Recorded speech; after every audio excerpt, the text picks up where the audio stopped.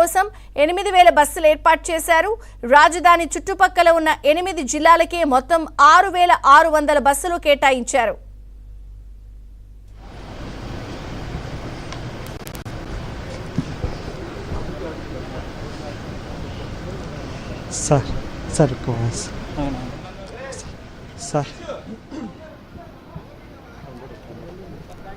Sir ఒక voice అంటే ఎట్లా మాట్లాడుతున్నారు సార్.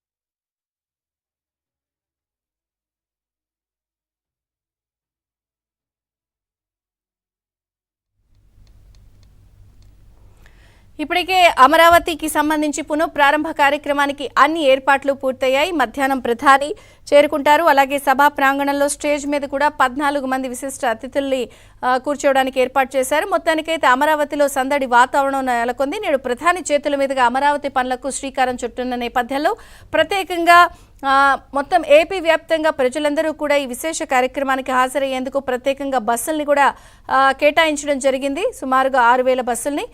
వివరాలు రాంబాబు అందిస్తారు. రాంబాబు, అమరావతి కార్యక్రమానికి ప్రధానమంత్రి మోడీ కొద్దిసేపట్లోనే రానున్నారు. ప్రస్తుతానికి బయలుదేరి ఆయన అమరావతి చేరుకుంటారు.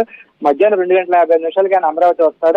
తర్వాత సాయంత్రం 4:55 అమరావతి నుంచి బయలుదేరి గన్నవరం ఎయిర్పోర్ట్ కి వస్తారు. గన్నవరం ఎయిర్పోర్ట్ నుంచి మళ్ళీ ఢిల్లీ బయలుదేరి వెళ్తారు.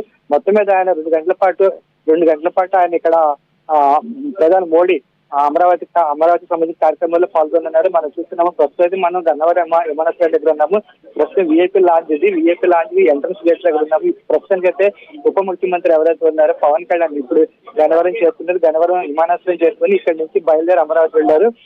పవన్ కళ్యాణ్ అయితే సెక్రటేరియట్ చేరుకొని అక్కడ సీఎం ఎవరైతే ఉన్నారో చంద్రబాబు నాయుడు ఆయనతో కలిసి సీఎం చంద్రబాబు నాయుడు అదేవిధంగా ఉప ముఖ్యమంత్రి పవన్ కళ్యాణ్ వీళ్ళిద్దరికీ కలిసి ప్రధాని మోడీకి స్వాగతం పలుకుతారు. ఆ తర్వాత అక్కడి నుంచి అయితే రోడ్ షో జరుగుతుంది. ఆ తర్వాత మధ్యాహ్నం అయితే రోడ్ షో అనంతరం అయితే బహిరంగ సభ జరుగుతుంది. ఆ బహిరంగ సభ అనంతరం ప్రధాని మోదీ మళ్ళీ అక్కడి నుంచి బయలుదేరి గన్నవరం విమానాశ్రయానికి వస్తారు. అక్కడి నుంచి బయలుదేరి రాత్రికి న్యూఢిల్లీ చేరుకుంటారు. దీనికి సంబంధించి అయితే ఏర్పాట్లు అన్ని చేస్తారు. ప్రధానంగా అయితే వేదిక దగ్గర అయితే పూర్తి స్థాయి బందోబస్తు ఏర్పాటు చేస్తారు. అదేవిధంగా ప్రధాని సభ జరిగే ప్రాంతానికి వెళ్లే అన్ని మార్గాల్లోనూ పటిష్ట బందోబస్తు ఏర్పాటు చేస్తారు. ఎక్కడ చూసినా సరే పోలీసులు అయితే భద్రతా బలగాలు భారీగానే కనిపిస్తున్నాయి.